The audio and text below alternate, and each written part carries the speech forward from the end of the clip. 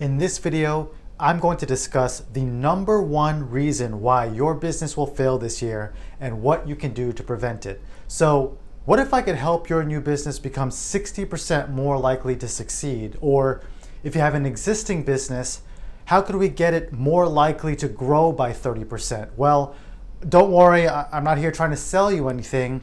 What I want to talk to you about is the importance of a business plan. But I'm not going to bore you to death. There are plenty of resources that you can go research and Google to find out, how to create a business plan. What I want to do instead is I want to talk about the top mistakes I see new business owners make when they're developing a business plan. So we'll chat about, should you even have a business plan? What the most important part of the business plan is, and that's going to be your projections or your goals. The mistake that entrepreneurs make when they are working on developing their projections.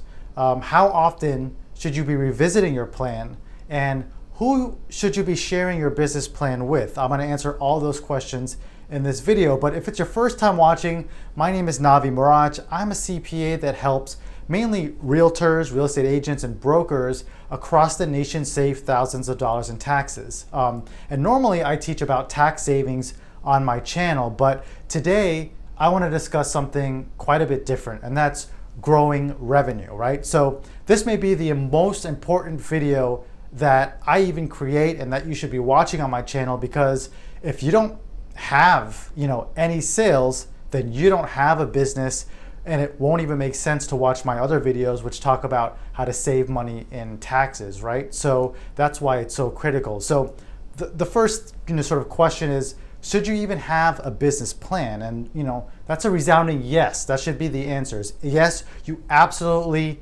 need a business plan. If you're watching this video and you're like, nah, I don't need a business plan, you're the exact type of person that should be watching the video. I already mentioned the stats, right, at the beginning.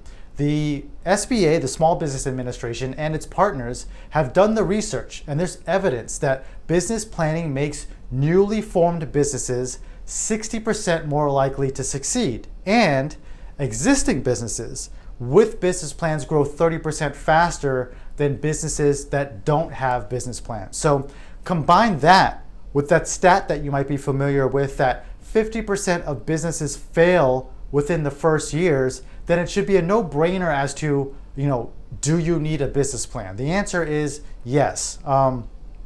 But why, right? That's the more important reason. Why should you have a business plan?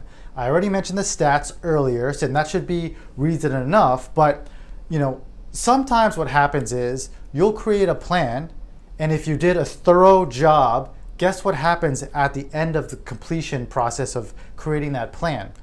What happens is you'll realize that the business was never going to cash flow in the first place, and you were not going to make any money. It was destined to fail, right, before you even invested any money into it. And so you might be hearing that and being like, well, that sounds terrible, but that's actually a great thing. That's actually the main purpose of a business plan. By doing so and going through those motions, you just avoided the time, money, stress, maybe even a divorce from your wife, just by creating the plan before you invested all that time and money into the business, right? So I was doing a presentation one time with some business owners. It was a small group of entrepreneurs, and I told them the following. I told them, before you invest a dime in a new business, invest your time in a business plan. Listen to that again. Let it resonate. What you should be taking away from this. Before you invest a dime in a new business, you need to invest your time in a business plan. What I'm trying to say here is, don't throw money at a new business idea before you invested the free resources, your time, in developing a business plan. So why don't entrepreneurs write business plans? This is a question that I kind of had and was thinking about before shooting this video, and I believe there are mainly two reasons behind this. One of them is it's not super exciting to do here. I'm not gonna lie or fool you guys, right? But usually a new entrepreneur thinks of this business plan as this huge to-do list, right? They equate it to that, required 20-page college research paper where you have to cite all your sources and all that stuff. And that's just the wrong approach. Try not to think about it that way, right? That's the wrong thought process. What you should be doing instead is thinking of your business plan as like a crystal ball. And I get it, these crystal balls don't exist, right? But what I want to say is, or what I want to communicate to you is, if you spend enough time crafting your business plan, it could sort of serve as that crystal ball for your business. It can allow you to peek into the future and determine, is this business plan, or is this business rather, going to be a success, or does it have a high rate of failure, okay? The second reason that I believe entrepreneurs don't create a business plan is that you're gonna assign zero value to the plan because it's free. And that would be a huge mistake, right? Usually we're like, oh, let me invest in this business coach, or let me invest in this software, or this, person that's gonna help me with my business, instead of just realizing that you don't have to pay money for these things. You can create the business plan by free by, consulting with other folks that will help you with it, right? So, let's go to number 2. So what's the most important part of the business plan? Again, I'm not here to teach you about business plans. You can find that resource or those resources all over the internet. But what's the most important part when you're working on your business plan? That's the projections, your numbers, your revenue goals, your expenses. That's the important piece here. So when I say it's the most important part, what I mean is you need to nail down those numbers. I know you may have not acted on the business yet, so you might not have 100% accuracy, but you should have 90% accuracy at this point in time if you're investing this amount of time in your business plan. So it shouldn't be a guess. You need to know, what are your fixed costs? What is rent going to cost me in this area? What are your variable costs? How much does it cost to produce this product, right? So the third thing is, what's a mistake that entrepreneurs make when they're developing their projections? So this might be the most important part of not just this video, but of the business plan, is you don't know what activities will be required to hit your sales goals, right?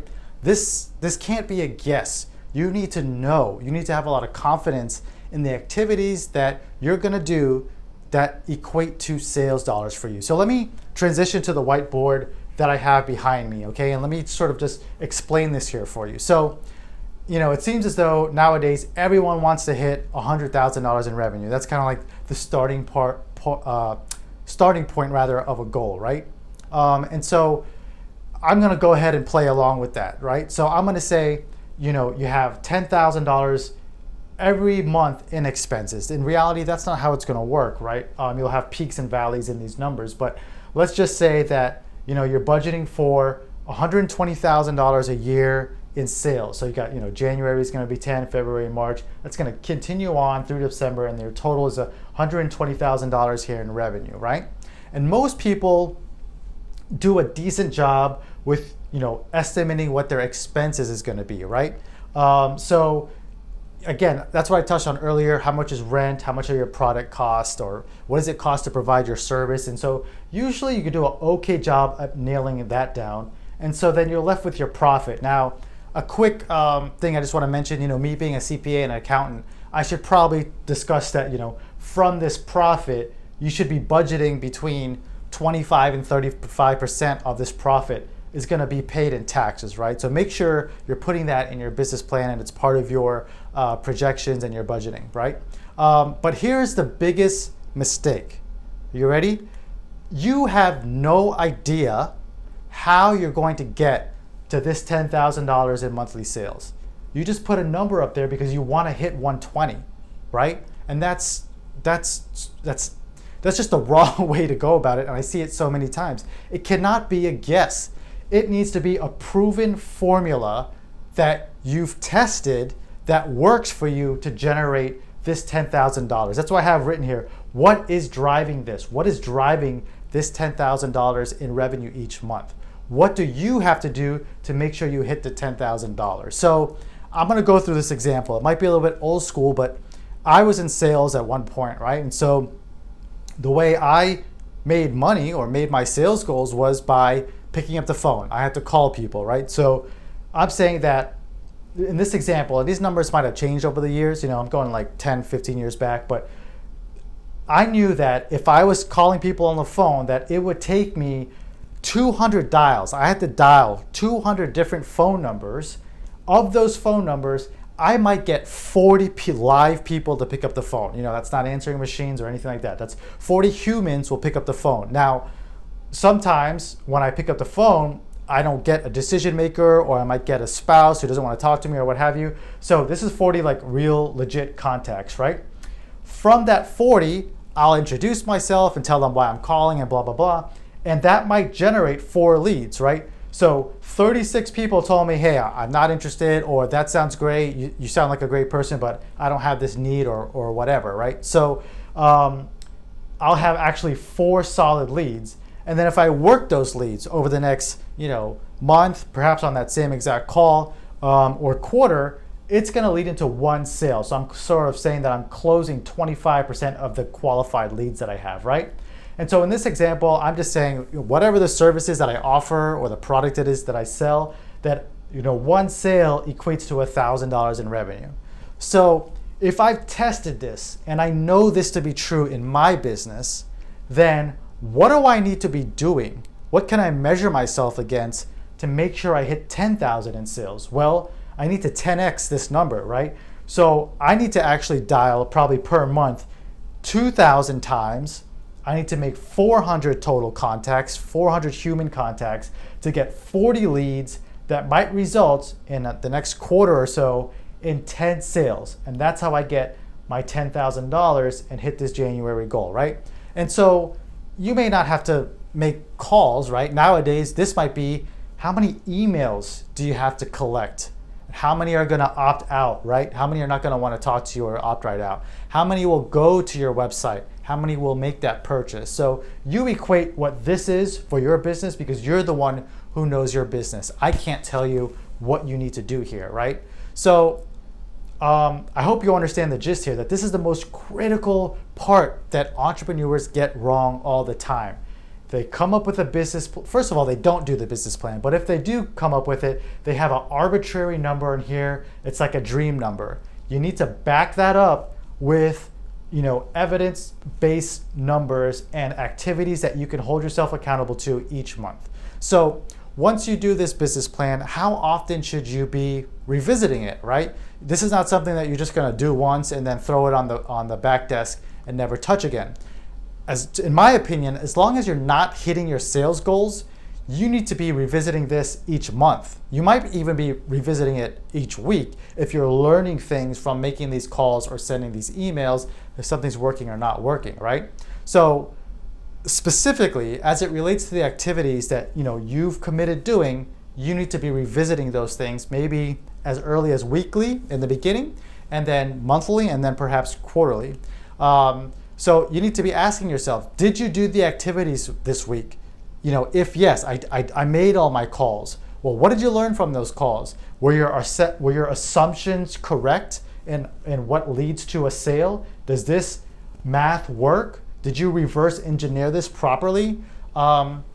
If the answer is yes, your math is working, then you should be hitting your numbers, right? But if you're not hitting your sales goals, then perhaps your assumptions need some revision. The last thing I wanted to talk about is a big mistake would be not sharing your business plan with anyone, right? And when I say sharing your business plan, don't talk to your mom or your dad or your siblings or your best friend about your business plan. They don't count, unfortunately, right? They will lie to your face. Why? Because they like you and they want to encourage you, and therefore they won't be thinking objectively when they think about your business and your business plan. They're going to encourage you, and that's going to be great. Maybe they'll even give you a few dollars, or maybe they'll be your first customer. But beyond that, don't expect them to think objectively with your business. Rarely will your friend shoot you down. You need to share with maybe a fellow business owner, maybe someone who's a competitor in your industry, but they realize they want to help you. Maybe they've been in the industry 20 years and they're okay with helping someone that's starting up in the same industry.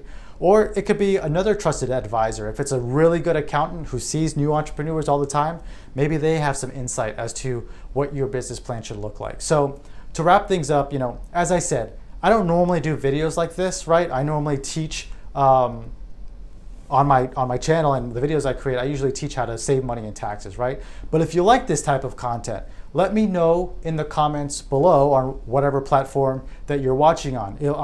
If you're already making money and want to learn about how to save money in taxes, then watch my other content. All of my other videos so far to date have been about saving money in taxes, and it's not just a few $100s, it's usually a few $1,000s in taxes. So lastly, if you want to get a hold of me and you're watching on YouTube, all of my information is in the description below. But if you're watching on some other platform, you can just visit my website. It's navimirajcpa.com, or if you click on the profile or bio on whatever platform you're watching on, I'm sure there'll be a link there to my website. So if you're getting value out of these videos, please consider subscribing and sharing the video to a fellow entrepreneur, and I will see you in the next video.